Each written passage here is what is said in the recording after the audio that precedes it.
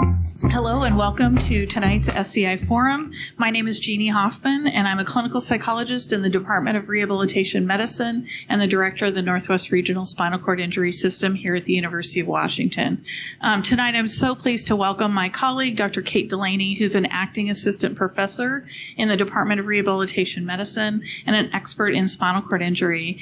And she's going to be discussing bowel care after spinal cord injury and going through different options to figure out a bowel program that works for you.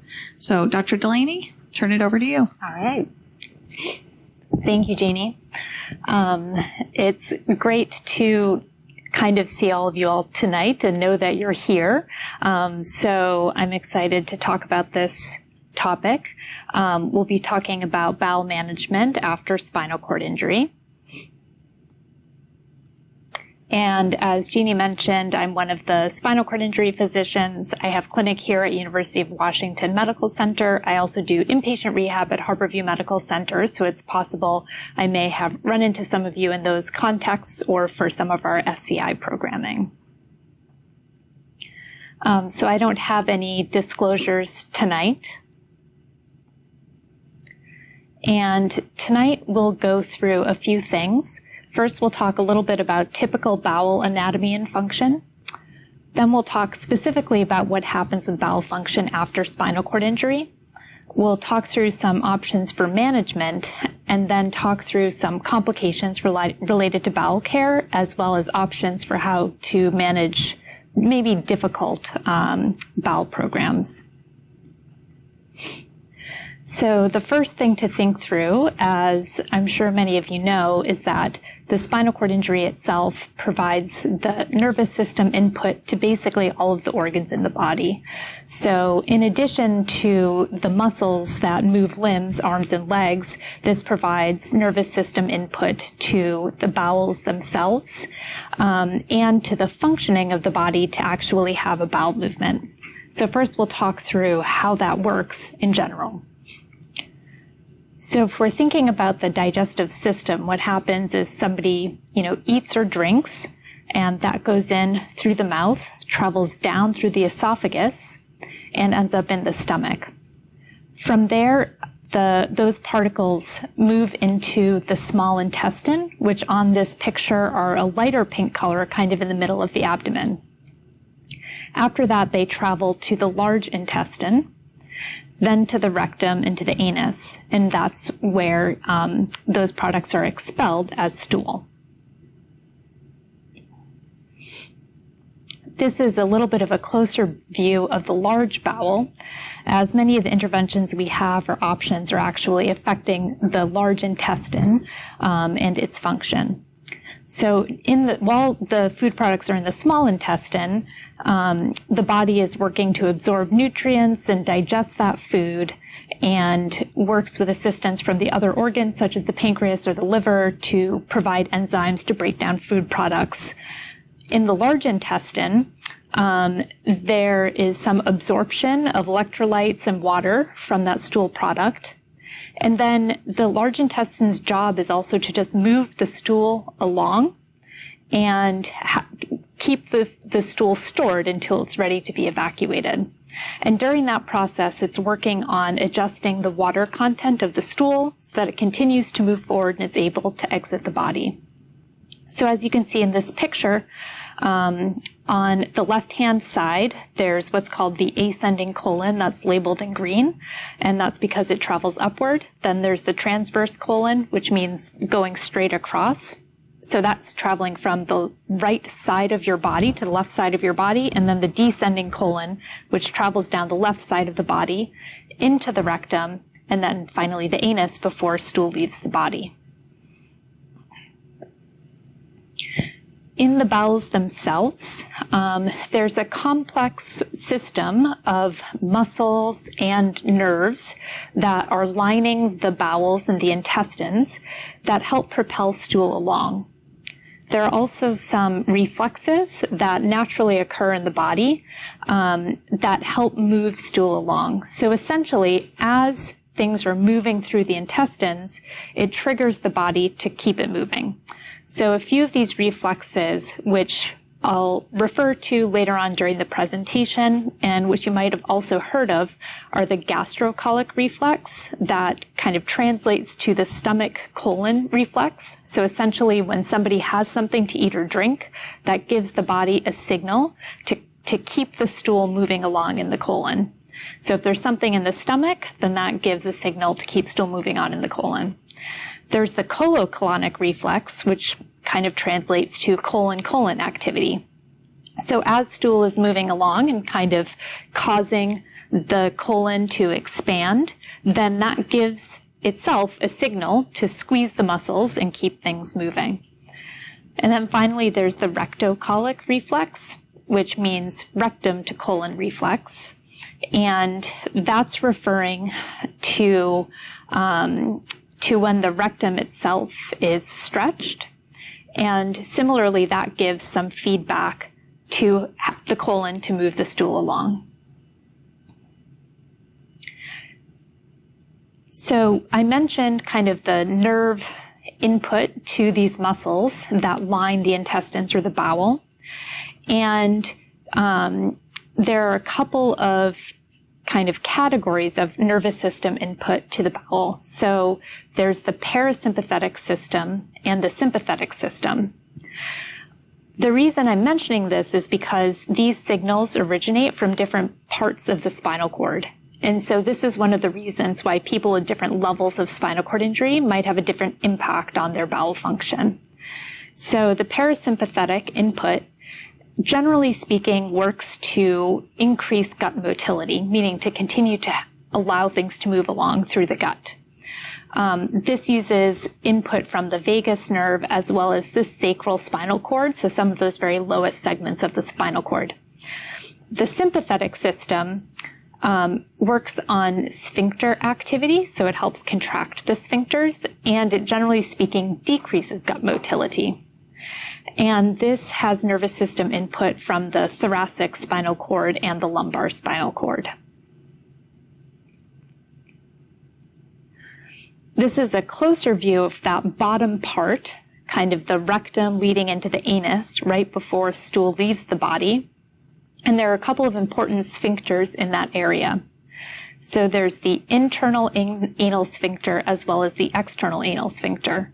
And the internal anal sphincter is just a little bit farther inside of the body than the external anal sphincter.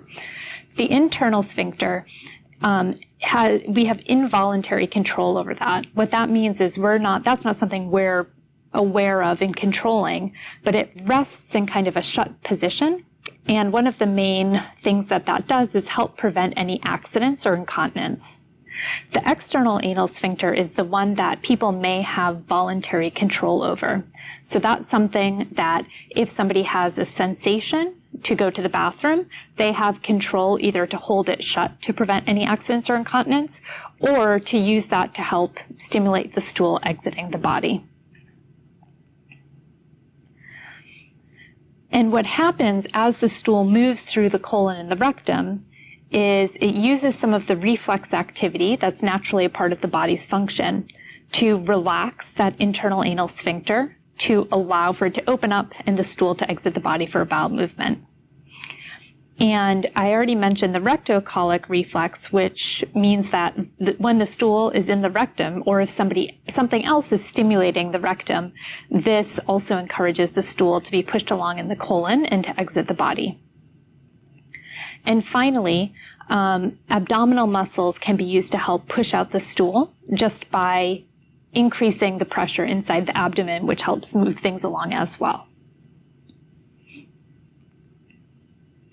So that was a summary of what happens with typical bowel function, some of the nervous system input and where it comes from as things are moving along, mostly in the large intestine, because as I mentioned, that's where things might turn out to have some problems after spinal cord injury, or where some of the medications or other things that we use have effect.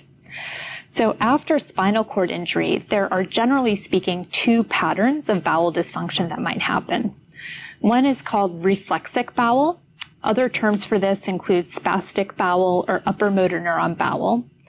And that typically happens for people who have injuries above the level of T12. Then there's areflexic bowel, which is also sometimes called flaccid bowel or lower motor neuron bowel.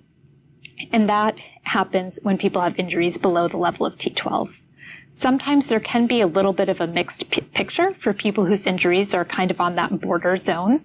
And one main thing to know is that for reflexic bowel, or for people who might have cervical or thoracic spinal cord injuries, the internal anal sphincter kind of stays closed at rest. And so there's a lower risk of incontinence if the stool isn't already moving along. For areflexic bowel, or those lower injuries, which might be in the lumbar spine or the sacral spine, or including cauda equina syndrome or sometimes conus medullaris syndrome, the internal anal sphincter at rest is open and it's on the looser side. And so that leads to a little bit of a higher risk of accidents or incontinence if there are not other factors of the stool that might be better controlled. Another thing to keep in mind is that kind of for any level of spinal cord injury, in addition to the motor function that's affected, sensation might be impaired. And so individuals with spinal cord injury might not be able to sense fullness in their rectum, to give a signal of when it's appropriate to go to the bathroom. And sometimes for people with incomplete injuries, this clear separation between reflexic bowel or areflexic bowel might not be so clear because they may keep some of the reflexes that other people might not have if they have a lower level injury. Another thing to keep in mind is that after spinal cord injury, generally speaking, the gut moves things along a little bit slower.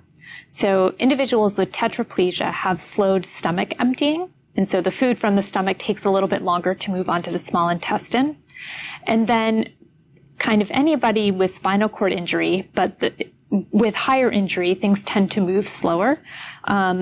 There is a slower transit throughout the intestines overall. So it might actually take as long as 2 to 4 times as long for things to move from the stomach all the way through the intestines and out of the body.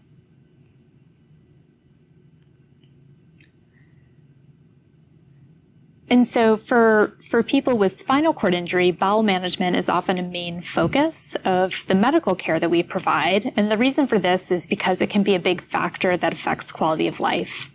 And so on survey studies, a large number of people, between 25 to 60%, depending on the study, report that they're limited by bowel problems, meaning that they're not able to participate in life in the way that they hope to because of issues with bowels. Most of the time, this is reported to be a problem with the time that it takes to do the bowel program or with accidents or incontinence. The goal is to use what's called a bowel program to help regulate the bowels. And the hope is with a bowel program that the bowels can be a little bit more predictable, that individuals can evacuate the bowels fully, which will help reduce the risk of an accident later on. Things that go into the bowel program include potentially changes to diet, to medications, and there are considerations that should be made about what type of equipment or assistance people might need. And ideally, the bowel program is done in a seated position because gravity can help move things along. If that's challenging, then it is also, if people do it in bed, to do it in a side-lying position is best. The goal for a bowel program is for it to take less than 1 hour.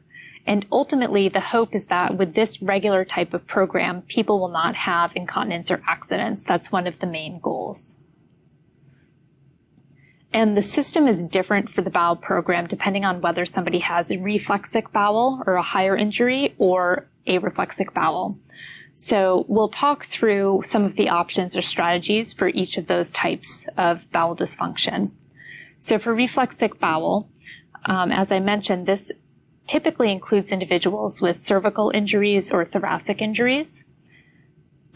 This may include medications and some other options. So starting with medications that we might consider could involve stool softeners, stimulants, suppository, which is also called a contact irritant, or fiber. Although something to know is that this might cause constipation if people don't have enough water intake, and I'll get into that a little bit more. For somebody who has a reflexic bowel, the goal is to do a daily or every other day bowel program, or sometimes people may do it 3 times a week.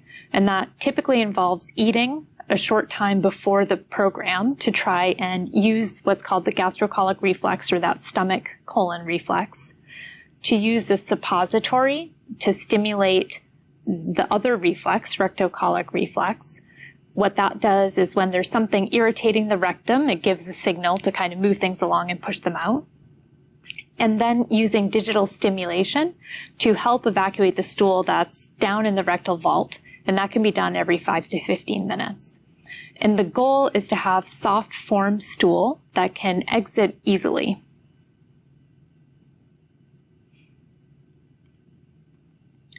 For people who have areflexic bowel, which tends to be individuals with lumbar or sacral spinal cord injury and can include cauda equina or conus medullaris.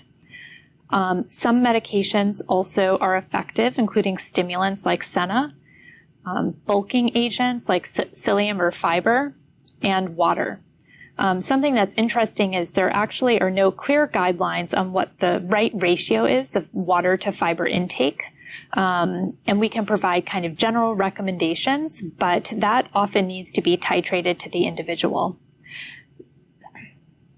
And the goal with areflexic bowel is to have a daily or twice a day bowel program, which involves manual removal of stool from the rectum. And the hope is that the stool is firm, formed stool. And some things that might help move that along is using abdominal massage, activity or standing, and to do the bowel program while seated. And something to note is that for a lot of people with this type of injury and this type of bowel, a suppository or digital stimulation might not work because they don't have the reflex activity that the suppository is supposed to take advantage of. For somebody who has a very incomplete injury, that might not be the case. And so there are some things on physical exam that we can check to try and help figure out what's going to be the best strategy. But those options might not be that good for somebody who has an areflexic bowel. So this is a chart of a lot of the medications that can be used for bowel management. And the specifics of this, can often depend on the individual. But generally speaking, there are some medicines that are stool softeners, such as docusate, stimulants like senna or metoclopramide, which is also called Reglan, contact irritants like bisacodyl, and laxatives like milk of magnesia, magnesium citrate, lactulose, and Miralax or polyethylene glycol. They all work in a little bit of a different way. And so some of these medications help propel the stool along, and some of them affect the consistency of the stool. And so that's why it might be helpful to be on certain types of medications or to change medication or add something if you're looking either to improve the timing or to improve the consistency of the stool. Something to note is that there are several different types of suppositories as well as mini enemas. And the coating that's around the suppository itself can make a difference for how well it works. So there's a specific suppository called Magic Bullet, and that actually tends to result in a faster bowel program than using a bisacodyl suppository alone. Similarly, a mini enema can actually lead to a faster bowel program as well. So those two things might be options if the bowel program is taking a long time for people who have a reflexic bowel. Something to think about for the timing of senna, which is a stimulant that a lot of people use, it's over-the-counter medication, is that it tends to take effect about 8 to 12 hours after it's given. And so it's useful to take this medication not at the time of the bowel program, but either in the evening if you do it in the morning, or in the morning or midday if you do an evening bowel program. Something to know about medications or any change in medication with the bowel program is that it can take several days to notice the effect of any change that you make. So often it's recommended only to do a change once every 3 to 5 days. And so a lot of times right after an injury, or if things are changing over time and we're trying to optimize the bowel program, it can take some time to figure out, because any change that's made might take up to a week to notice the full effect and to see if it's actually effective or not. So earlier I was mentioning fiber intake. And like I said, there actually aren't any great studies that tell us specific guidelines for how much fiber or water to take in. But the general recommendation is to have at least 15 grams of fiber daily for people with spinal cord injury. So for the general population, the recommendations are to have between 20 to 30 or 35 grams daily. But for people with spinal cord injury, because the stool moves along more slowly, there's a risk with fiber that it can cause constipation, because what fiber does is it acts as a binding agent to help with the consistency of stool. And people need to have enough fluid intake, around 40 to 60 ounces of fluid daily, to keep up with that amount of fiber to make sure that constipation doesn't happen. What I would say is that some people really have a good effect from fiber and it helps. Other people, if they take it, it tends to cause constipation, and sometimes it's a little bit of a trial and error. Here are some pictures of things that have high fiber in them that you can add to your diet. It includes berries, in particular raspberries, pear, apple, green beans, broccoli, grains like barley, wheat, or rice, and beans. There's also fiber supplementation, but these are foods to consider incorporating into your regular diet, which help with maintaining that fiber intake. And for the bowel program itself, we talked a bit about some of the medications or diet changes that can impact the bowel program, but something else to consider is kind of the best strategy to use for people with different levels of injury or different function based on their spinal cord injury. So we often think about what type of equipment is best based on an individual's trunk stability, their hand or arm function, their transfer skills or need for assistance, and if they have any difficulty with clothing management. In general terms, although this isn't 100% perfect, what we anticipate is that for somebody who has a level of injury C5 or higher, that they are likely going to need assistance to do the bowel program. For people who have an injury that's C6 or 7 level, they might be able to be independent with the bowel program, or they might need assistance depending on some other factors for their health, and just how well they're able to take advantage of some of that additional arm function. And for people who have an injury that's C8 or lower, oftentimes they can be independent, but again, for this group, there are some things that impact how easy that is or not, like arthritis, body size, range of motion of the spine, or shoulder problems. These are all things that either right away after spinal cord injury or as time go on might make it difficult to do a bowel program independently. It might be worth checking in, with your doctor, occupational therapist, to think through some strategies to make it easier if those things are becoming a problem. And this is a table that describes some of the specific types of equipment that are useful for people with spinal cord injuries of different levels. What I would say is that for each person, they really need an individualized evaluation. And that often includes with occupational therapy, maybe with your physician or rehab nurse, to think through kind of different strategies to be as independent as possible and what equipment is going to work best. So I've included some pictures, of, for example, a rolling shower commode chair, which can help with allowing people to have an upright position while doing their bowel program instead of doing it in bed. That can help move things along. In the middle, there's a picture of a suppository inserter, as well as a piece of equipment that can do digital stimulation. What I would say about that is sometimes for people who don't have sensation around their anus or on their buttocks, that type of equipment may or may not be useful because sometimes it can cause skin problems or skin breakdown. And this is an area that is at high risk of infection if there's skin breakdown. So those are options, but have to be considered in a little bit more detail. And then finally, a transfer board or a slide board, thinking about the big picture of where's the best place to do the bowel program. Is it possible to do it in an upright position, which often can help. So now I'm going to talk through some options for that could be helpful if somebody has a bowel program that's a little bit difficult to manage. There are some newer medications that are available. These first two that I've listed, linaclotide or Linzess or plecanatide, those are medications that increase the fluid influx into the colon. They work as stool softeners as well as stimulants. There are no studies in spinal cord injury using these medications.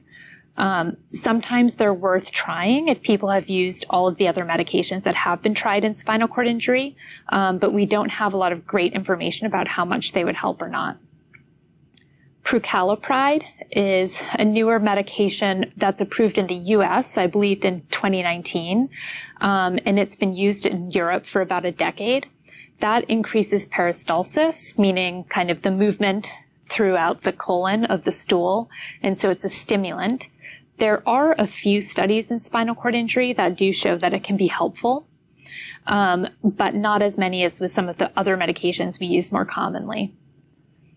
Finally, there's a couple of medications that can be used in particular for individuals that take opioid medications, like naloxone or methyl naltrexone. So for somebody who has a spinal cord injury and neurogenic bowel from that, and take some pain medications that also contribute to constipation, then these might be options to add if they really are struggling with constipation. For all of the things listed on this slide, it might require a separate GI evaluation. Sometimes they do extra tests and they trial the medications at different doses if they might be options.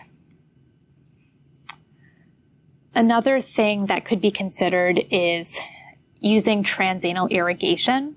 There's a device called Peristeen, which can be used to help insert water into the rectum itself, and that basically works to flush out the rectum. So this has been studied in people with spinal cord injury who both have reflexic or areflexic bowel, basically any level of spinal cord injury. And it can help in particular for people who have a prolonged bowel program or have difficulty with incontinence or accidents or problems with having a regular bowel program.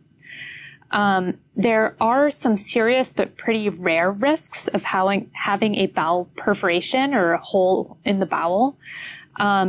More commonly, what happens is that it might not work well, and so the individual stops using it. In these studies they've done in spinal cord injury, it has been effective for around 65% of people, and so it really could be something to consider. A problem that we run into is that it is fairly expensive. It's not covered by Medicare, which is a big problem for a lot of people with spinal cord injury, as that's a common type of insurance. It is often covered by commercial insurance or private insurance, and I don't know that I have personally had it approved for somebody who has Washington State Medicaid, but might be approved in that case. So there are a couple of pictures I've included. So on the left, this is the setup. There's kind of a bag which holds water and tubing that connects to a pump that can be squeezed either by the person themselves or by an assistant if somebody has difficulty with hand function. There's a catheter, or kind of that end of the tube, that can be inserted into the anus and into the rectum, and then you pump up a balloon that helps hold it in place.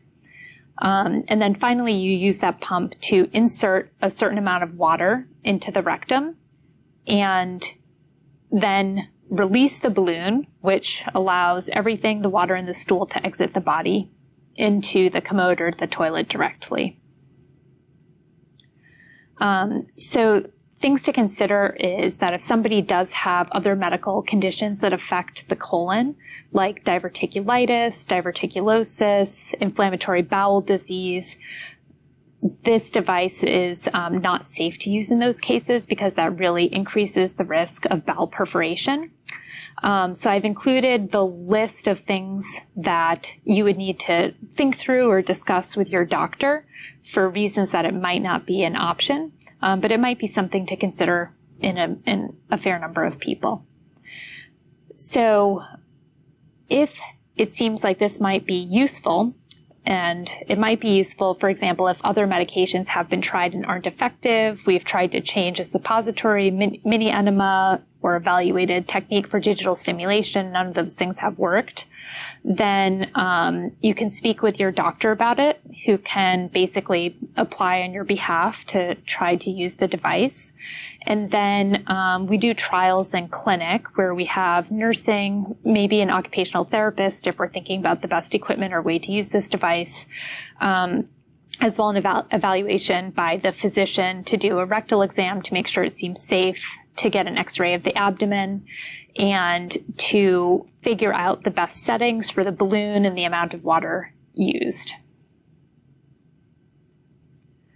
So there are also some stimulation devices that are not very well studied for people with spinal cord injury, but for each of these there have been maybe one or a few observational study. When I say an observational study, what I mean is that they've looked at how this device has worked for people who have already decided to get it. They haven't had a group that tries the new device or an experimental group and a control group to see is it really more effective or not. And so we don't consider this the best type of evidence to decide if something's going to work well or not. But there's a little bit of information that we know for how it works for spinal cord injury. So a few options include sacral anterior root stimulation. What happens there is there are electrodes that are placed on the nerve roots in the sacral spine, and somebody has an implantable device that's placed in the abdomen. The picture on the right is for the second one that I'll talk about in a second, but for this one, the device is placed in the abdomen, similar to where like a baclofen pump would be placed if you have that or have seen somebody with that. That device can be used to stimulate the nerves, which stimulate a bowel movement. So this could be considered for somebody who has really severe constipation. And in these couple of studies that are not the best type of study, the people have found that they have more frequent bowel movements, so helps with constipation and also for reduced time for bowel program. This option does require a surgery, which takes out some of the bone, as well as a surgery to the nerves themselves. So it is riskier than some of the other options. Another newer device is a sacral nerve stimulator. And it's a similar idea where they put an electrode on one of the sacral nerve roots. The device itself is placed in the buttocks, and so that's what this picture is of. You can see the device that's kind of put right over those pelvic bones. And this has improved incontinence or accidents and reduced constipations in those couple of studies where they included people with spinal cord injury. Similarly, that does require a surgery to put in. It's not as invasive of a surgery as the sacral anterior nerve root stimulation, but it is an invasive procedure. And then finally, there's posterior tibial nerve stimulation. And that just had one observational study for incomplete spinal cord injury. And it was shown in that study to reduce incontinence or accidents. That involves stimulating the nerve actually in the leg to try to change the signals that are occurring up closer to the spinal cord. This can also be done for bladder issues and is used more commonly in people with spinal cord injury for that reason. The benefit is it isn't a surgery. It's not as invasive, but we just don't know a lot of information about it. Like I said, there is this one small study and only for people with incomplete spinal cord injury. And I should mention that for the second option, the sacral nerve stimulation, that only looked at people with incomplete spinal cord injury as well.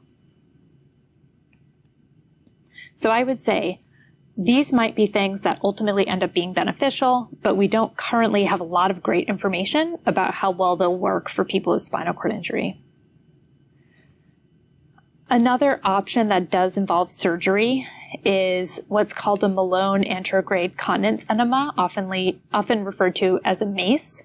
That uses somebody's appendix to create a stoma or a hole in the abdominal wall, where you can see here there's a syringe that's filled with water that can be inserted into that hole and help flush out the large intestine. The goal is that the stool still comes out through the anus, but the hope is that when this is timed in the right way, that it helps with improving regularity of bowel program. And in studies that has been shown to improve quality of life and having a more regular bowel movement.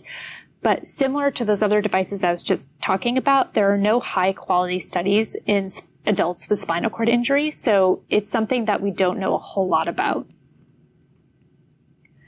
Finally, this is an option that's used much more often in adults with spinal cord injury and has been better studied, which is considering a colostomy.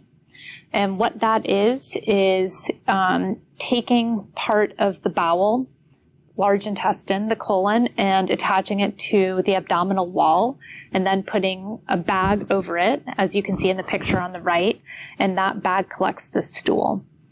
And so a colostomy for people with spinal cord injury can be helpful. The bowel program takes too long. If people have incontinence or accidents, chronic constipation, or a lot of wounds that are worsened by bowel incontinence. Most individuals who choose this do report that they have an improved quality of life. And the studies have shown that people have fewer hospitalizations, that their independence is improved, and they have to spend less time on their bowel care. Things to consider kind of around the time of getting this surgery, as well as moving forward, is that there is a period of time, which is usually 6 weeks, where people can't do the same level of activity they usually do in order to allow the site to heal. So that often takes a bit of planning in terms of if people need additional assistance at home. We also sometimes think about if new equipment would be needed, or generally new assistance is needed because somebody would be doing the bowel program in a different way than usual. So now I'll talk through some complications that we see for people who have neurogenic bowel because of spinal cord injury. So definitely the most common one is constipation. That's pretty common in people who have spinal cord injury. What that refers to is when somebody has hard stools, they have a small amount of output with their bowel program. The bowel program takes a long time, or they're having less frequent bowel movements. For somebody who has sensation in their abdomen, they might also have abdominal pain or nausea that goes along with that. One thing I'd like to point out is that if somebody is still having some stool, but it's only liquid, that sometimes can be because there's a lot of hard stool that is blocking the way, and it's only the liquid that's able to seep out around it and exit the body. So if the consistency of your stool has changed a lot and it's only liquid, this actually might mean that you're constipated instead of having diarrhea, and it might take an x-ray to figure out what really is going on.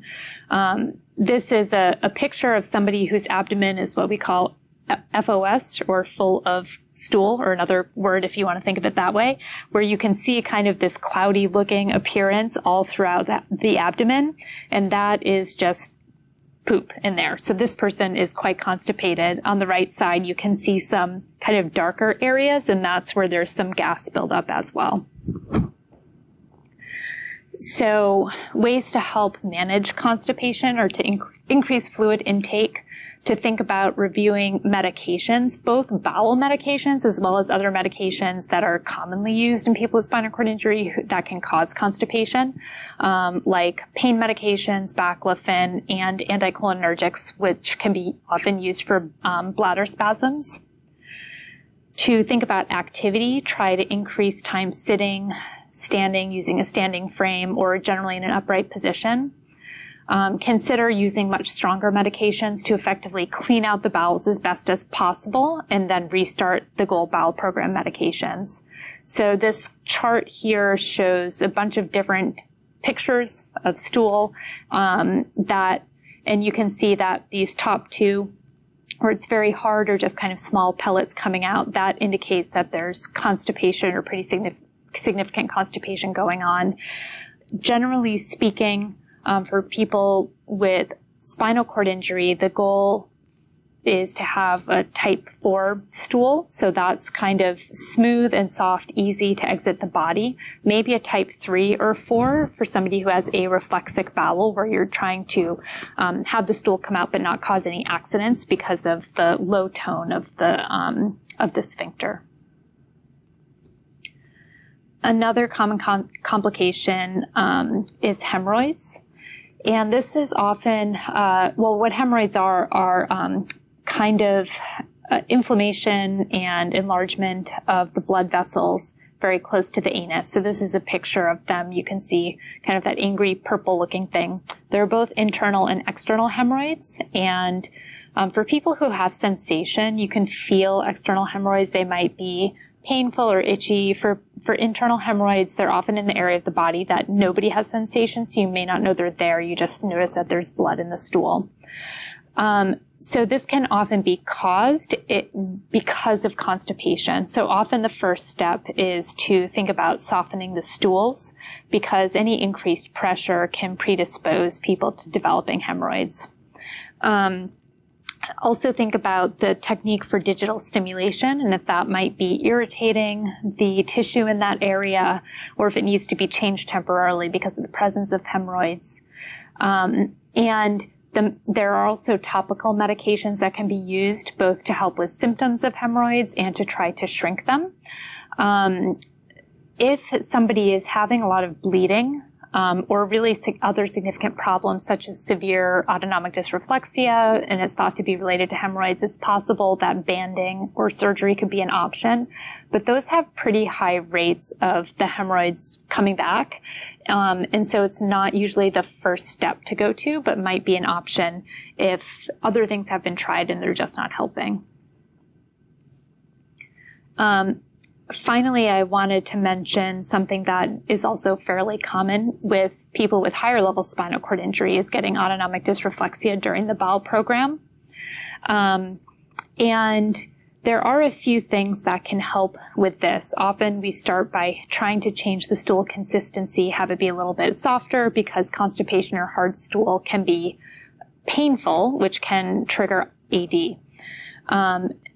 People can also try different types of topical medications, like using lidocaine gel for digital stimulation itself. And there are some mini enemas which have a numbing medicine, kind of a cousin of lidocaine, called benzocaine. Like Enemies Plus has this in it, which can help reduce the risk of AD because it numbs the area. If this is kind of coming up suddenly, then it's important to check for any new skin issues or other things that could be going on, including if there are hemorrhoids, and specifically those internal hemorrhoids that people may not be aware of otherwise or can't see as easily. And if we've tried everything and it's not getting better, then a lot of times, because obviously people need to continue to regularly empty their bowels, if this is really consistently causing dysreflexia, then we might use medications to treat the AD itself, like using medicines for to reduce the blood pressure directly, or using pain medications to try to tone down that pain signal that might be behind the AD, so that people's blood pressure doesn't get too high. And I should have mentioned, this might be a concept that a lot of people are familiar with, but in case that's not the case, autonomic dysreflexia is kind of a reflex activity that happens in people with spinal cord injury of a higher level, typically higher in the chest or in the cervical spine, where if there's something going on below their level of injury that they don't feel but might cause pain in the body, that causes a reaction in the body to have a high blood pressure, sometimes flushing or sweating. And we worry if the blood pressure gets too high when these events are happening. Similarly, if somebody does have really persistent AD during the bowel program and it's hard to manage, then we might consider one of those other options to manage the bowels, like using an anal irrigation device like Peristeen or a colostomy. The tricky thing there is that one of the things that, not a direct contraindication, but something we have to consider for Parastine is AD can be, it can cause AD. So it's often something that we kind of have to trial in clinic and see if it's helping or making it worse. Similarly, a colostomy, it's a surgery that sometimes can cause things to temporarily get worse before they get better. And finally, I wanted to just talk through a couple of things regarding general health for bowels, colon, intestines. For people with spinal cord injury, there's not any increased risk of colon cancer compared to the general population. And so the recommendations are the same, meaning the guidance is to get a colonoscopy once every 10 years, a flexible sigmoidoscopy once every 5 years, or to do a fecal occult blood test each year. The tricky things for each of these is that for the fecal occult blood test, which is basically taking a sample of stool to see if there's any blood in it, often that has a false positive for people with spinal cord injury if they do digital stimulation or use a suppository, because they're having more injury to that tissue than people who don't have a spinal cord injury.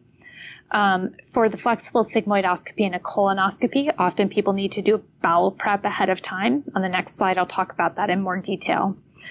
And just wanted to bring it up here because the guidance actually recently changed, where the age of starting colonoscopy is now recommended to start at 45 instead of 50 years old. And so it's recommended for adults aged 45 to 75. For some people who have a family history of colon cancer, that may in fact start earlier. And something to note is that because it takes longer for the whole, for transit kind of throughout the whole system in the intestines for people with spinal cord injury, a bowel prep for colonoscopy or another reason might take longer. So sometimes it's necessary to do it over a couple of days instead of just one day. And for people who do get a lot of AD or a lot of problems with their blood pressure, low blood pressure, it might in fact be needed to be admitted to the hospital to do this. And so if you have trouble with your bowels or AD and are due for a colonoscopy, then that's certainly something that we might need to coordinate as a team. So just wanted to bring back the outline again. We talked a little bit about typical bowel anatomy and function, how that function might change after a spinal cord injury, and the two broad categories of bowel dysfunction, having a reflexic or areflexic bowel. Some options for management, including medications, diet, activity, doing a bowel program, and some other options if it's difficult to maintain a consistent bowel program, as well as some complications that can come up related to bowel care and spinal cord injury. So at this point, we have some time for questions or conversation, if that would be helpful. Excellent. Thank you so much. So I have a few questions. We'll start with one that I got early on, which is why is it, I might be mispronouncing this, cecostomy, CECOSTOMY. Why are those not used more in bowel management? And, maybe you can explain what it is to everyone, and then is it something that people could consider using? Sure. So I'll bring up this picture again of the mace because that's really the same thing as a cecostomy. So a cecostomy is having a hole or an ostomy that connects to the abdominal wall from the cecum, which is this lower part of where the tube is going in on this picture. One of the reasons this is not done very often is we don't have a lot of information about it for people with spinal cord injury. So there are more studies on using anal irrigation device as well as a colostomy directly. And so we tend to use those options because we have more information about how well they work or not. I would say that this is maybe a less in a way, it's maybe a less invasive surgery than a colostomy. It is, however, still a surgery. And so maybe it might also be that if people have already tried all of the other medications and anal irrigation device and are not having any improvement with that the colostomy is more likely to be kind of a more surefire way to get improvement. So I think that it could be an option. It's not done commonly for people with spinal cord injury, and I would say it's not done commonly for adults, generally speaking. So another barrier might be the familiarity of the surgeon themselves with doing this procedure. It's most often done in children who have spina bifida, or some other kind of neurologic diagnoses that affect bowel management. And so we just have more information about how it affects that population. Okay, thank you. So another question is, you mentioned that sometimes pain medications are used to manage autonomic dysreflexia during bowel programs. What class of medications or type of pain medications are you referring to? Mm-hmm. It can be kind of anything that might help treat pain, from Tylenol to opioid or narcotic medications. The main thing is we often look for medicines that can be taken and have an effect, right away. So when you take a Tylenol or an Advil or a narcotic pain medication, it tends to have an effect fairly quickly and then wear off fairly quickly. So other pain medications like gabapentin, for example, doesn't work in that same way, so it might not be as effective for the bowel program in particular. Great. At what point should you consult your physician about your bowel program? Like, when do you bring it up? Or is that something that should always be talked about with any kind of annual review or, yeah? Yeah. I would say that if there's a change in bowel function or bowel program that is causing problems, like incontinence, taking a longer time, having a lot of constipation or just variability, definitely a good point to check in with your doctor.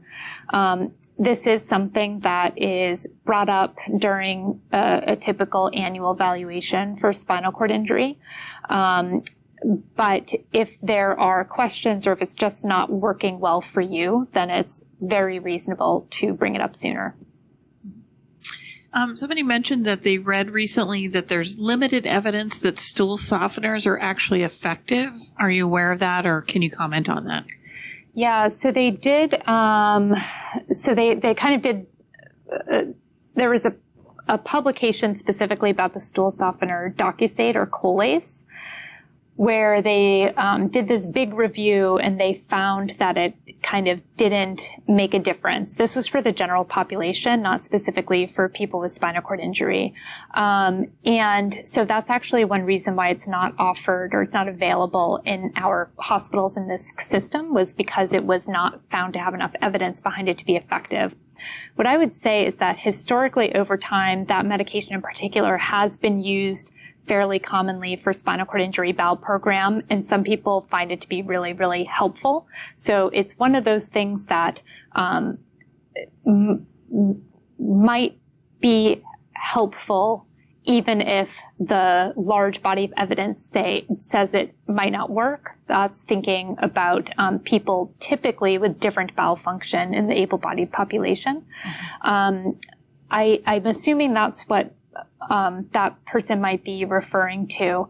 I'm not aware of that being the case for other stool softeners, but that definitely came out maybe very particular. Yeah, 5 to 8 years ago or so for Docusate. I'm not sure that you can answer this necessarily without knowing, more details about the person, but they're saying that they take a Senna tablet once in the morning and once in the evening every day, but they do their bowel program once every 2 days. It seems like it may be the incorrect approach, but I would say two things.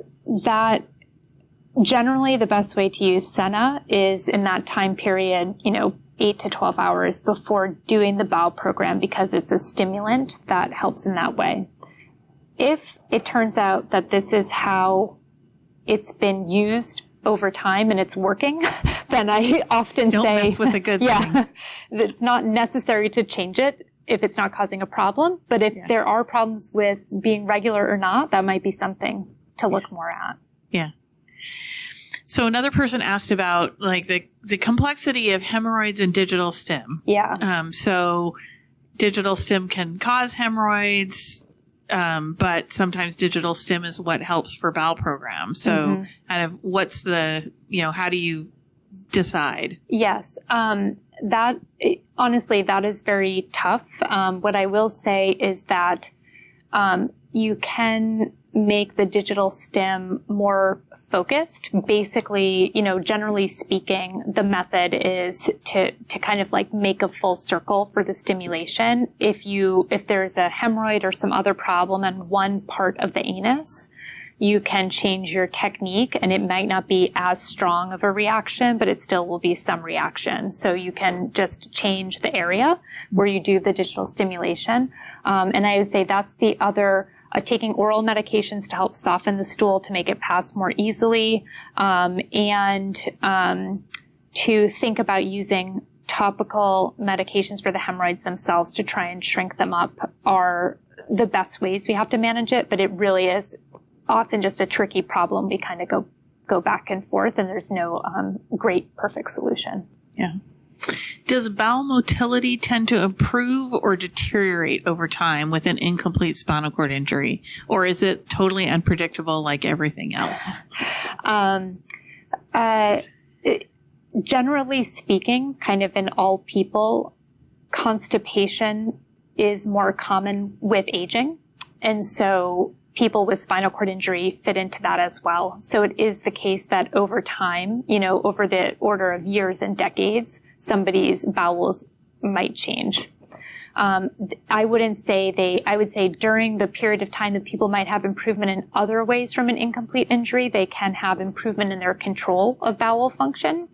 But if somebody is out of that window, it's many years since their spinal cord injury, I wouldn't anticipate that it would get better or get worse, but it might naturally change with the body as other things do. Yeah. Aging. Yeah, that. Any special considerations for children with spinal cord injury with difficult bowel programs? Any other suggestions or thoughts? I know you focus primarily on adults, but of your awareness, do you have any other suggestions? No, I guess I would say that I do know that in children, similar medications are used. It's more common to use that procedure where you can flush or irrigate the bowels, called MACE procedure. And oftentimes, Peristeen or anal irrigation device can be used as well. So similar techniques. I'm not aware of other options specifically for that population. Okay, thanks. What do you think of using plain water enemas? So I guess it depends a little bit on the situation. In general, it's not great to be using a large volume enema on a very regular basis. Like, that's not a goal to be doing for a bowel program on a daily basis, for example. If it's needed, somebody needs to use it occasionally, then it is okay to use that. Other enemas include medication that have a bit more of an effect. They irritate the tissue in the same way that maybe a suppository does or a mini enema. And they also help pull in even more water, which can help move the stool along. But there isn't anything, if it works, that's not a problem to do it. I would just say it should not be used very regularly, like on a daily basis. Right. Would acetaminophen be beneficial on a bowel program days for autonomic dysreflexia sweating? It could be tried. Yeah. Yeah. Something worth considering. Mm-hmm. For stool softeners, if they are effective, should they be taken consistently and daily? A lot of times, yes, but sometimes people end up taking them a couple times a week or every other day. And sometimes once somebody's bowels are pretty well controlled generally, they might only take them as needed if they're noticing that their stool is getting a little bit more hard over time. So I would say that varies and that might be one of the things that changes, a few months after spinal cord injury might be different than a few years after spinal cord injury in terms of how many medications somebody needs or how often they have to take them. Somebody's surprised to learn that too much fiber can cause constipation.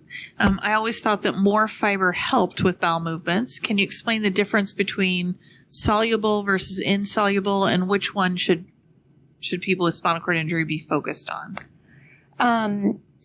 So what I would say about fiber is that if the ratio between the fiber and the water intake is not right, meaning there's more fiber compared to the water, then what that does is it bulks up the stool, brings the stool into one place, but it doesn't make it soft enough to move along. So that is the situation where people can be at risk for constipation, and people with spinal cord injury are at a higher risk than the general population. So in a lot of ways, it depends on that balance between the fiber and the water intake. Similar to the question about Senna, if this is something that somebody uses regularly and it's working fine, that's totally fine. It probably means you got the ratio down and that's working well for your body. There are differences in soluble and insoluble fiber. I cannot off the top of my head recall kind of which foods are in which groups. And there's not guidance for spinal cord injury in particular about which ones to focus on. So I would say if there are recommendations for anybody for the breakdown, it would be the same for spinal cord injury. There's no difference between those groups. In the most recent evidence that we have.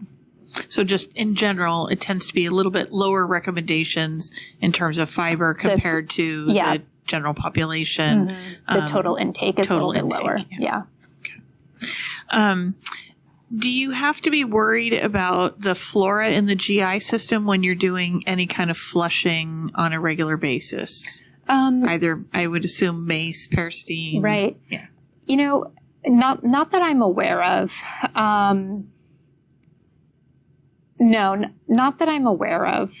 I don't think that it would have an impact on that. Mm-hmm. How do you promote good bacteria growth in bowels while having to do some of these things? So is there any recommendations in terms of diet or other things to kind of make sure you kind of have the right stuff there? Yeah. So, recently, there's a group called the Paralyzed Veterans of America that kind of supports publishing the most recent evidence about spinal cord injury, and the bowel one was updated pretty recently within the last 1 to 2 years. And they comment on that in particular that we actually don't really have great information about what to do with probiotics or other medications for spinal cord injury. And so they shouldn't be automatically or routinely offered. In general, we actually don't know the right type or dose of probiotics, for example, to take to help improve gut flora for people who might be on antibiotics or have other reasons that their gut flora might change.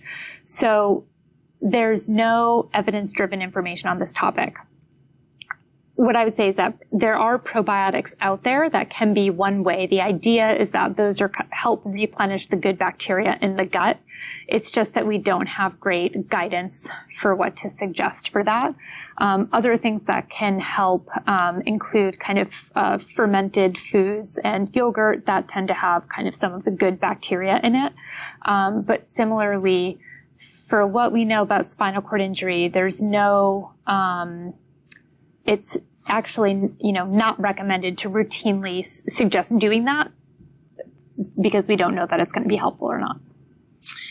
We did in 2018, I was just checking, we did a forum with Dr. DiPaolo in our Center for Microbiome Sciences. And he spoke, and so that video is available online. It's called Probiotics. What are they and should I take them? And while he's not an expert in spinal cord injury, Dr. Reyes also followed in kind of talking about, again, like you said, there's not a lot of evidence, but just some of those kind of recommendations based on kind of what the current science is. I think we're still getting there. Yeah. Any recommendation on time before the bowel program to drink magnesium citrate? Yeah, that tends to work kind of on the order of hours, maybe around 6 hours or so. So honestly, for some people, it only takes an hour or two to work. And for some people, it takes the full 6 hours to work. So that tends to, individuals have different responses to it, but a few hours before. A similar question of, kind of changing over time. I feel like one of the things I hear from people is something causes a change in a bowel program. Yeah. And then, I guess any ideas or thoughts on how to reset? Because what I hear is like, it sounds like sometimes people need to try a number of things, but, due to an illness or a hospitalization or some kind of change in function, that there may be like a change in kind of how the bowels are working. How do you do the reset?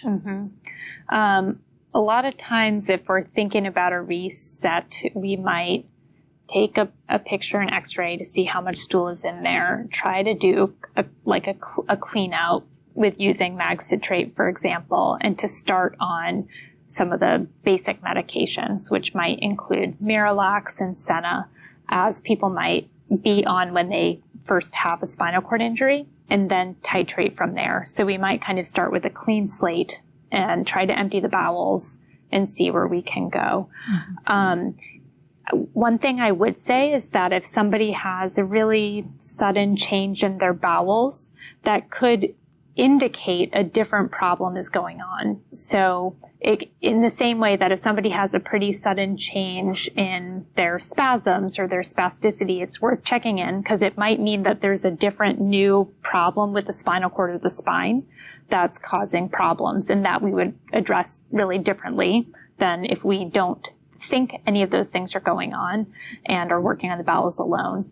So if it's something that really is different, then a lot of times we do look into it further, both into the spinal cord and the spine itself, as well as other medical things that can cause constipation or diarrhea. If we don't really find a clear reason, then work on kind of resetting in that way. Can abdominal adhesions cause complications in a bowel program? Abdominal adhesions can cause problems with constipation or stool impaction, or more seriously, obstruction. So it can impact how the bowels are moving.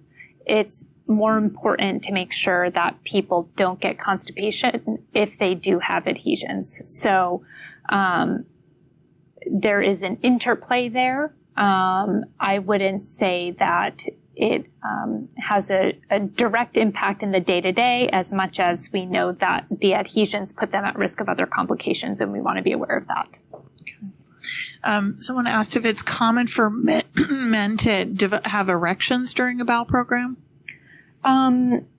Oftentimes, kind of stimulation of various kinds to the body can cause an erection. I guess I don't know how common it is or not, but it certainly is something that may trigger a reflex erection. Mm-hmm. Oh, here's somebody's asking about how much magnesium do we take if you're using that?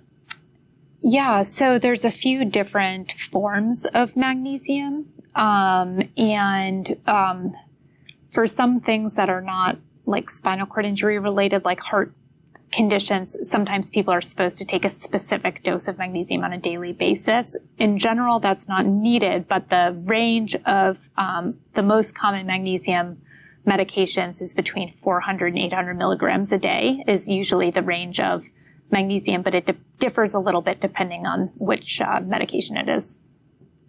I would say that's the exception of magnesium citrate, which is in a different, the pills are in the 400 to 800 milligram range. The magnesium citrate is a liquid. That's a different range entirely. Got it. Yeah.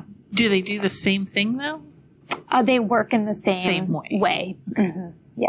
But kind of. They pull water into the intestines, which then loosens the stool and gives like a stimulus to move things along. So they tend to be, depending on the dose, the magnesium citrate is the strongest, kind of a strong propellant of moving things along. Get things moving if you need them to move. Mm-hmm. Excellent.